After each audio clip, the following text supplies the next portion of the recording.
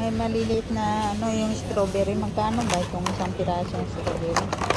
Bakit kumain tayo ng ano kanina? Ito maganda itong strawberry sa atin pero hindi natin alam presyo kung magkano.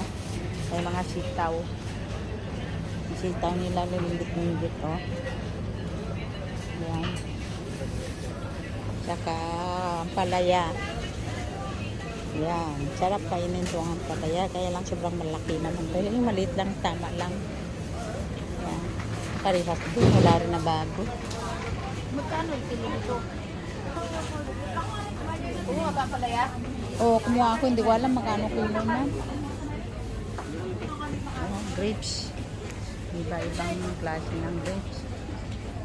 Ayan, ang daming gulay dito nga ako. Ano, may mustasa. Ayan. Tapos yan. Gusto nyong mamalingki dito. Marami dito sa hypermarket sa Salmia. Mayroon pa silang kangkong.